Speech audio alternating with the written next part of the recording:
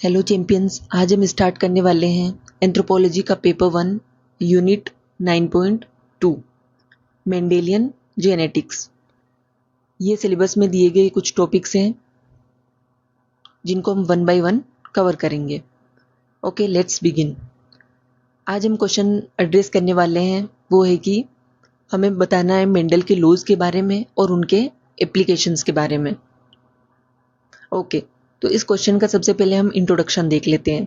तो ग्रीगर John Mendel, जिनको हम फादर ऑफ जेनेटिक्स भी कहते हैं, तो ग्रीगर जॉन मेंडल की जो स्टोरी है बहुत ही इंस्पायरिंग है, क्योंकि उन्होंने बेसिकली 7 साल तक मटर के पौधों पे एक्सपेरिमेंट्स किए और उसके बाद उन्होंने अपने वर्क को पब्लिश किया 1866 में।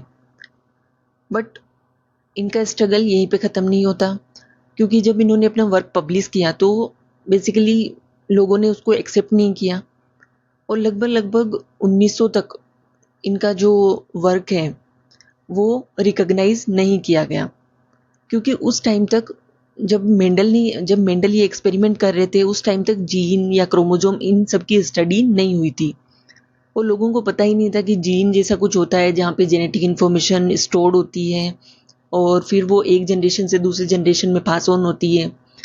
मेंडल ने काफ़ी पहले इसके बारे में बात कर ली थी, लेकिन उन्होंने जीन नाम नहीं दिया था। उन्होंने बोला फैक्टर जैसा कुछ होता है, जीन को उन्होंने नाम दिया था फैक्टर, क्योंकि जीन की डिस्कवरी होने से पहले इन्होंने एक्सपेरिमेंट किए थे। तो मेंडल ने बोला फैक्टर जैसा कुछ होता है जो कि एक जनरेशन से दूसरी जनरेशन में पास ऑन होता है, और उन्होंने उन 7 ईयर्स के एक्सपेरिमेंट के बेसिस पे कुछ प्रिंसिपल्स दिए, कुछ लॉज दिए जिनको हम स्टडी करेंगे।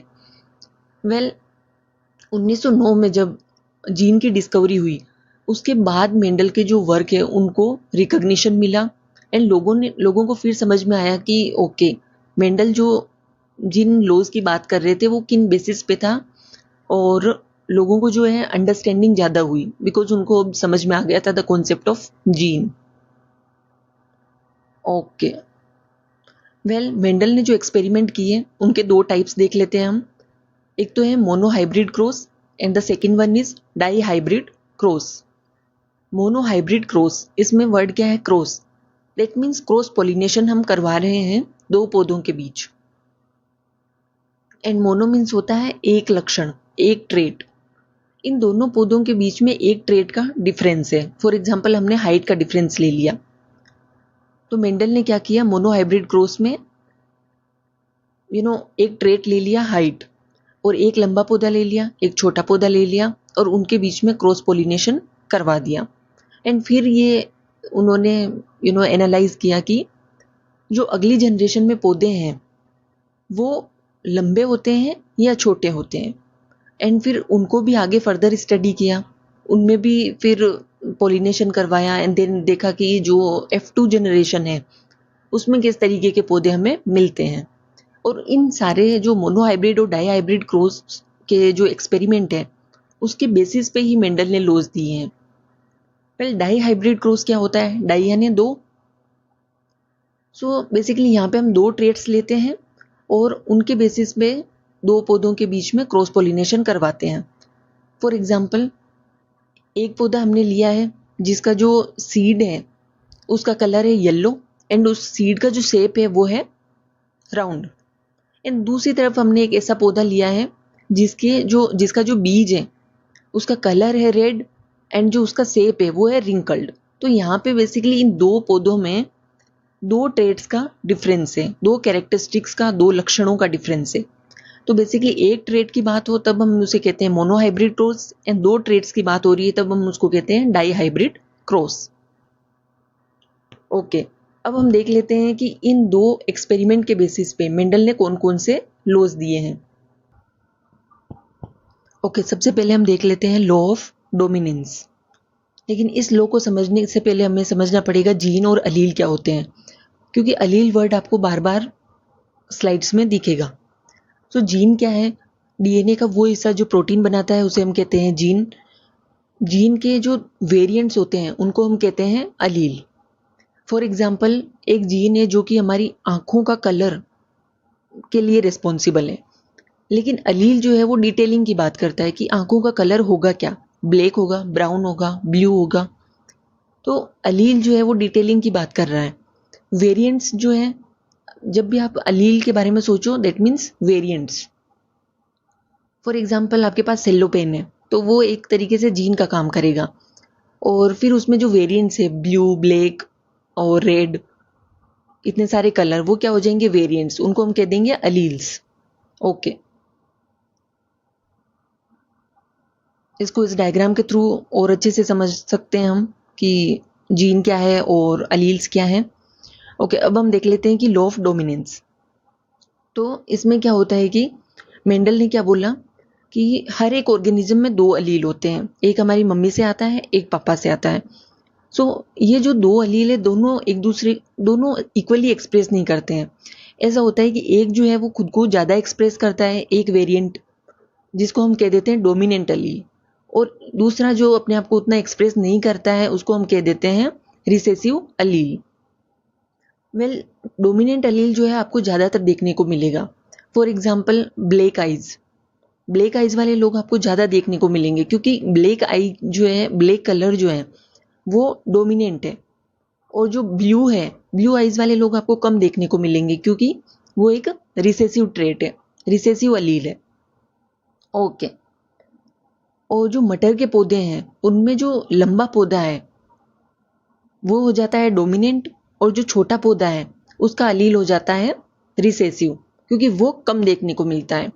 मेंडल ने जब एक्सपेरिमेंट किया तो उन्होंने क्या देखा कि जब लंबा पौधा और छोटा पौधा, इन दोनों के बीच उन्होंने जब क्रॉस पोलिनेशन करवाया तो जो फर्स्ट जनरेशन उनको मिली उसमें उन्होंने देखा कि सारे ही पौधे लंबे हैं, मतलब छोटा पौधा उनको मिला ही नहीं। दैट मीन्स जो लंबा पौधा है वो हमें ज़्यादा मात्रा में देखने को मिलता है। दैट मीन्स ये क्या है, एक डोमिनेंट अलील है। ओके, जब भी आपको ओके, तो जो कैपिटल लेटर से हम डिनोट करते हैं डोमिनेंट को, एंड स्मॉल लेटर से हम डिनोट करते हैं रिसेसिव को। जब भी आपको capital T and capital T small T दिखता है तो इसका मतलब क्या है कि डोमिनेंट ट्रेट आपको दिखेगा, मतलब ब्लैक आइज ही दिखेगी, और या फिर लंबा पौधा मिलेगा। और स्मॉल टी है, दैट मीन्स आपको रिसेसिव ट्रेट मिलेगा, छोटा पौधा मिलेगा देखने को। फॉर एग्जाम्पल, एक घर में मम्मी पापा और एक छोटा सा बच्चा है, तो मम्मी पापा जब तक हैं तब तक उस बच्चे को, वो बच्चा अपने आप को एक्सप्रेस नहीं कर पाएगा। उसको वही करना है जो उसके मम्मी पापा बोल रहे हैं कि खाना खा लो, तो उसको खाना ही खाना है। और अगर मम्मी पापा दोनों नहीं है, केवल मम्मी घर में है, तब भी उस बच्चे को क्या करना है, मम्मी की बात माननी है। तो यहाँ पे मम्मी पापा क्या हो गए, यहाँ पे डोमिनेंट हो गए। और जब मम्मी पापा सब्जी लेने चले गए, अब बच्चा अकेला है, वो अपने एक दोस्त को बुलाएगा, और दोनों, उनको जो करना है वो करेंगे, जो खाना है वो खाएंगे। तो बच्चा अपने आप को क्या कर पाएगा, एक्सप्रेस कर पाएगा। तो जो डोमिनेंट है वो ज़्यादा क्या है, एक्सप्रेसिव है, एंड रिसेसिव अपने आप को तब एक्सप्रेस करता है जब डोमिनेटिंग एब्सेंट है। जब मम्मी पापा नहीं है तब बच्चा जो है वो खुद को एक्सप्रेस कर पाएगा अपने दोस्त के सामने। ओके, अब हम देख लेते हैं ये जो लॉ ऑफ डोमिनेंस है इसके बारे में थोड़ा मैथमेटिकल, और किस तरीके से मेंडल ने लोगों को समझाया था। ओके, अभी आप लेफ्ट साइड में देखो, जो लंबे पौधे हैं उनको हमने कैपिटल टी से रिप्रेजेंट किया है, और जो छोटे पौधे हैं उनको हमने स्मॉल टी से रिप्रेजेंट किया है। वेल, अब होता है क्या है कि रिप्रोडक्शन के टाइम पे ये जो अलील है वो अलग अलग हो जाएंगे, यानी कैपिटल टी अलग हो जाएगा, एंड स्मॉल टी अलग हो जाएगा, सेपरेट हो जाएगा। और इसको हम समझ लेते हैं कि पनेट स्क्वायर से। फिर ये जो चारों हैं, कैपिटल टी स्मॉल टी, ये चारों परमुटेशन कॉम्बिनेशन के थ्रू अगली जनरेशन में किस तरीके के पौधे आएंगे वो डिटरमाइन करता है। वेल, इसको हम समझ लेते हैं पनेट स्क्वायर के थ्रू। और ये पनेट स्क्वायर जो है वो बनाते कैसे हैं, इसको हम यहाँ पे समझ लेते हैं। तो हमें क्या करना है कि इस तरीके का एक स्क्वायर बनाना है, और जो कैपिटल टी है उसको हम ऊपर की साइड लिख देंगे, और जो स्मॉल टी है उसको हम साइड में लिख देंगे। अब हम क्या करेंगे, आपको समझाने के लिए मैंने स्टार और हैशटैग लगा दिया यहाँ पे। तो स्टार वाला जो स्मॉल टी है उसको हमें कॉम्बिनेशन करवाना है ऊपर वाले दोनों टी से। तो क्या हो जाएगा, पहले बॉक्स में कैपिटल टी स्मॉल टी आ जाएगा और यही स्टार वाला जो टी है वो दूसरे वाले कैपिटल टी से कॉम्बिनेशन बनाएगा और कैपिटल टी स्मॉल टी यहाँ पे हमने लिख दिया है। और नीचे वाले जो दो बॉक्स हैं इसमें भी हम सेम करेंगे कि जो हैशटैग वाला टी है उसको हम कॉम्बिनेशन करवाएंगे जो ऊपर वाले दोनों कैपिटल टी हैं उनसे। ओके, तो ये जो पनेट स्क्वायर बनता है आप इसको नोटबुक में ड्रॉ करके देखना। तो ये जो पनेट स्क्वायर बनता है इसमें जो फर्स्ट जनरेशन है उसमें हमें क्या रिजल्ट मिलता है, रिजल्ट हमें देखना है कि इन चारों बॉक्स में क्या आया है। तो इन चारों बॉक्स में कैपिटल टी स्मॉल टी आया है। इसका मतलब क्या है कि हमें सारे जो प्लांट हैं वो लंबे मिले हैं, क्योंकि कैपिटल टी आएगा तो भी लंबा प्लांट ही मिलेगा और कैपिटल टी स्मॉल टी आएगा फिर भी लंबा प्लांट ही मिलेगा। तो हमें क्या मिला यहाँ पे, फर्स्ट जनरेशन में सारे प्लांट लंबे मिले हैं। तो इसका मतलब क्या है कि जो लंबा अलील है कैपिटल टी वो एक डोमिनेंट अलील है, इस वजह से उसने जो छोटे वाले टी को एक्सप्रेस ही नहीं होने दिया फर्स्ट जनरेशन में। फिर क्या हुआ कि मेंडल ने और एक्सपेरिमेंट किया और इसके आगे की जनरेशन को ऑब्जर्व किया कि ये जो कैपिटल टी है ये तो हर बार एक्सप्रेस हो रहा है क्योंकि ये तो डोमिनेंट है, लेकिन जो स्मॉल टी है वो कब एक्सप्रेस करेगा अपने आप को। तो इसके लिए हम क्या करते हैं, जो फर्स्ट जनरेशन में पौधे मिले हैं अपन को कैपिटल टी स्मॉल टी, उनको हम आपस में क्रॉस पोलिनेट करवाते हैं और फिर जो ये गेमिट्स मिलते हैं हमें, इनको हम कहते हैं गेमिट्स। जो ये सेपरेट होने के बाद में हमें दिख रहे हैं ना बॉक्सेस में, capital T and small T, इनको हम कहते हैं गेमिट्स। और फिर इनको लेके इन्होंने बनाया पनेट स्क्वायर। और सेकेंड जनरेशन में हमें क्या रिजल्ट मिला कि जो फिनोटाइप है वो 3:1 मिला एंड जो जीनोटाइप है वो 1:2:1 मिला। वेल अभी समझ लेते हैं कि ये फिनोटाइप और जीनोटाइप क्या है। तो फिनोटाइप क्या है कि जो फिजिकल कैरेक्टरिस्टिक्स हमें दिखते हैं, फॉर एग्जांपल मटर का पौधा है तो मटर के पौधे में उसकी हाइट फिनोटाइप हो जाएगी, पौधों का कलर फिनोटाइप हो जाएगा, फ्लावर का कलर फिनोटाइप हो जाएगा, और जो बीज का कलर है, बीज का शेप है वो फिनोटाइप हो जाएगा। जीनोटाइप क्या होता है, जेनेटिक मेकअप की बात करते हैं हम यहाँ पे। दैट मीन्स उस पर्टिकुलर सीड में क्या कौन सा अलील प्रेजेंट है। जीन या अलील की बात जब हम करते हैं तब हम उसको कहते हैं जीनोटाइप। ओके, अब आपको ये जो F2 जनरेशन में रिजल्ट मिला है वो अच्छे से समझ में आ गया होगा कि फिनोटाइप मतलब क्या, जहाँ पे हम फिजिकल कैरेक्टरिस्टिक देख रहे हैं कि लंबा पौधा मिल रहा है या फिर छोटा। तो अगर आप इन चारों बॉक्सेस को ऑब्जर्व करो तो हमें कैपिटल टी मिल रहा है तो भी लंबा ही पौधा मिल रहा है, कैपिटल टी स्मॉल टी मिल रहा है फिर भी हमें लंबा ही पौधा मिल रहा है। इसलिए हम क्या लिख देंगे, फिनोटाइप 3:1।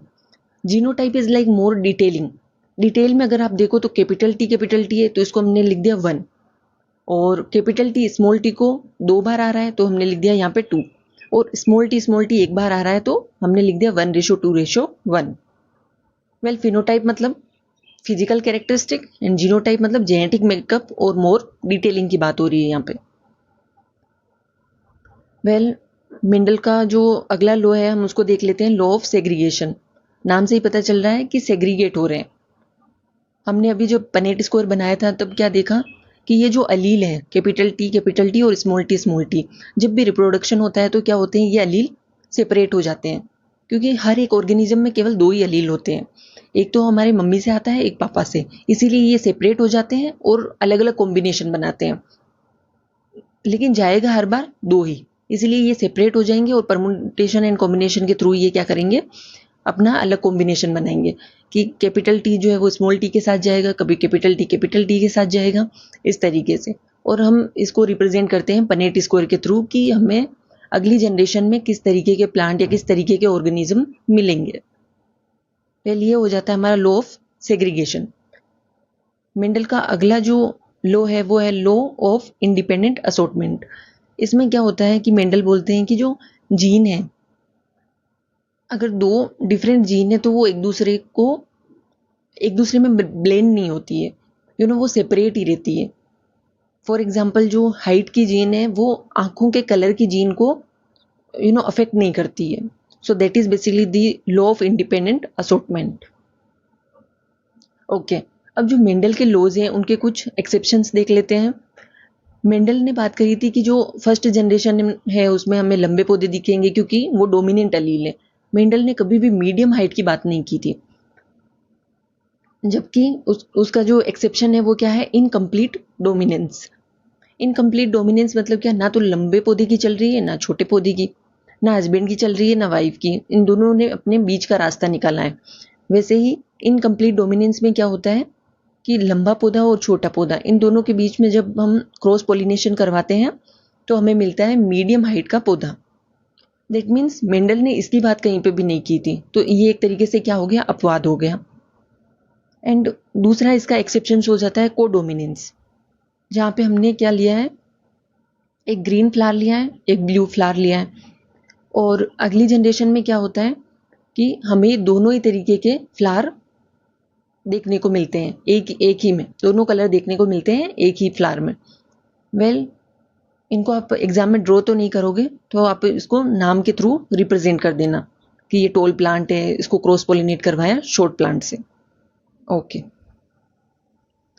वेल अब हम देख लेते हैं मेंडल के लॉज के एप्लीकेशंस। तो इसके एप्लीकेशंस मेडिकल फील्ड में भी दिखेंगे, जेनेटिक डिसऑर्डर को डायग्नोज करने में, एंड कोई भी डिजीज है उसको, उसका जो रिस्क है उसको प्रेडिक्ट करने में कि जो नेक्स्ट जनरेशन आने वाली है उसमें जेनेटिक डिजीज होने के चांसेस कितने हैं और उसके ट्रीटमेंट के लिए हम क्या कर सकते हैं। इसका सेकेंड एप्लीकेशन है एग्रीकल्चरल फील्ड में। फॉर एग्जांपल हमें क्रॉप की यील्ड बढ़ानी है या फिर जो मिल्क है उसकी क्वांटिटी बढ़ानी है, तो उसके लिए हो जाएगा मेंडल का लॉज। वेल, इसका थर्ड एप्लीकेशन है development of hybrid varieties. Hybridisation में हम क्या करते हैं, दो अलग अलग वैरायटीज़ लेते हैं और उनके बीच में मेटिंग करवाते हैं और फिर हमें जो डिज़ायर्ड रिजल्ट चाहिए वो हमें मिल जाते हैं। और इसका जो एग्जाम्पल है वो है green revolution and operation flood. Operation flood means white revolution, जहाँ पे हमने मिल्क की क्वांटिटी बढ़ाने की बात की थी। वेल, ये सब हम करते कैसे हैं, तो फॉर एग्जांपल एक गाय है जिसका जिसका जो दूध है उसमें न्यूट्रिशनल जो न्यूट्रिशन है वो बहुत ही बढ़िया है, और दूसरी गाय है उसमें दूध जो है वो बहुत ज़्यादा होता है। तो हमने क्या करा, इन दोनों की मैटिंग करवा दी, तो जो नेक्स्ट जनरेशन मिलेगी उसके दूध में हमें ये दोनों ही चीज़ें, दोनों ही जो एलिमेंट्स हमें दिखाई देंगे, न्यूट्रिएंट्स भी होगा और वो दूध क्वांटिटी में भी ज़्यादा होगा। ओके, इसके अलावा इनके जो एप्लीकेशंस है वो आपको क्रिमिनल इन्वेस्टिगेशंस में या फिर स्पीसीज को प्रिजर्व करने में, जो भी एंडेंजर्ड स्पीसीज है उनको प्रिजर्व करने में आपको दिखेगा। ओके, जय हिंद, जय Bharat, save the planet, save the environment, keep learning, keep growing.